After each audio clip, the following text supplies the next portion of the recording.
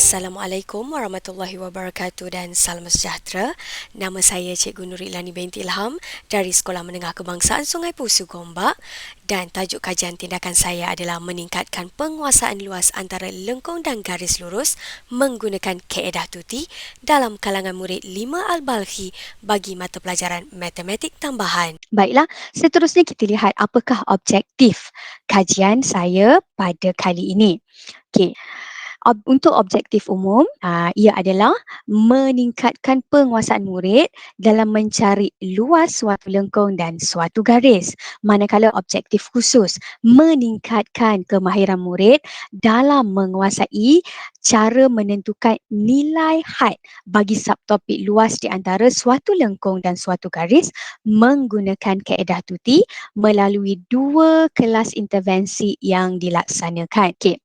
Untuk persoalan kajian, kita lihat dari segi semakan latihan. Seramai 16 orang murid daripada 5 Al-Balkhi tidak dapat mencari nilai luas antara suatu lengkung dan juga suatu garis dengan betul dan mereka tidak cuba menjawabnya. Kita lihat pula dari segi ujian pra. Okey, daripada analisis didapati 10 daripada 16 orang ni mendapat markah yang terendah lah. Hal ini kerana mereka tidak menguasai kemahiran mencari nilai luas antara suatu lengkung dan suatu garis. Okey, kita boleh lihat hasil ataupun markah ujian mereka, kebanyakan mereka mendapat markah sifar. So, amat-amat merisaukan. Okey, seterusnya melalui temu bual. Okey, dekat temu bual ni pula kita boleh lihat murid tidak dapat menentukan nilai had yang betul. Mereka tak tahu menentukan nilai had perlu diambil dekat paksi X ataupun di paksi Y. Dan mereka memerlukan kaedah alternatif untuk membantu mereka menyelesaikan masalah mereka ini.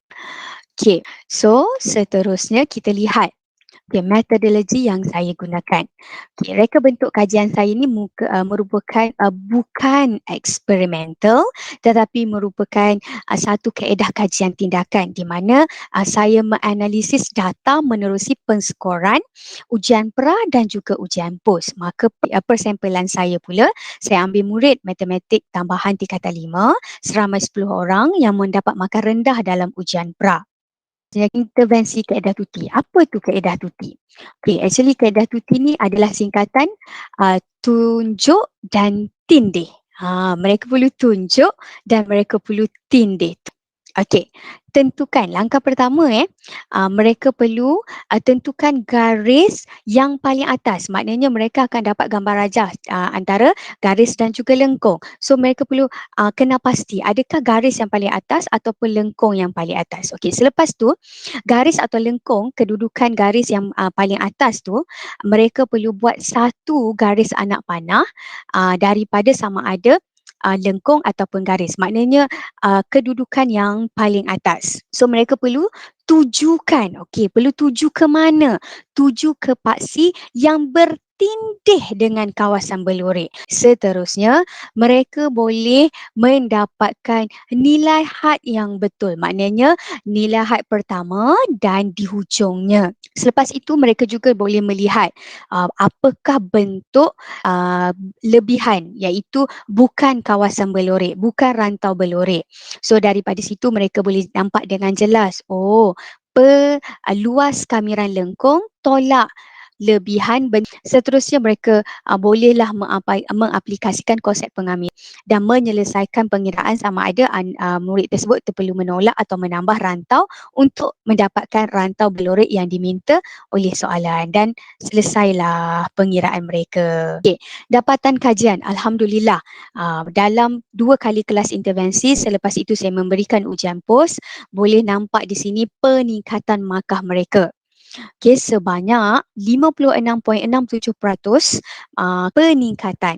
Maknanya daripada markah 3 sebelum ni, mereka mampu dapat markah penuh iaitu 21 markah. So amat-amat memberangsangkan. Dan ini pula kita lihat dari segi graf perbezaan markah ujian pra dan ujian pos. So boleh nampak dengan ketara kenaikan markah mereka selepas mereka menggunakan kaedah tuti dalam menyelesaikan soalan berkaitan luas antara lengkung dan garis. Dan apakah yang dapat saya rumuskan? Kebolehan menyelesaikan luas antara lengkung dan garis sebanyak 70% murid mendapat markah penuh.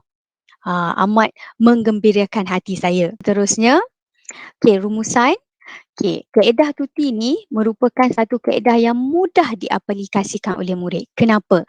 Mereka seronok, mereka nampak dengan jelas di mana paksi perlu mereka ambil nilai hadnya, di mana kawasan ataupun bentuk lebihan di mana mereka boleh menolak dan untuk dapatkan jawapan yang baik dan betul.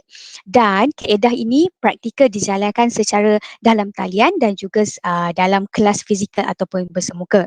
Dan kaedah tuti ni juga saya nampak merupakan kaedah yang memberi impak positif kepada murid saya. So itu saja hasil perkongsian saya tentang hasil kajian tindakan.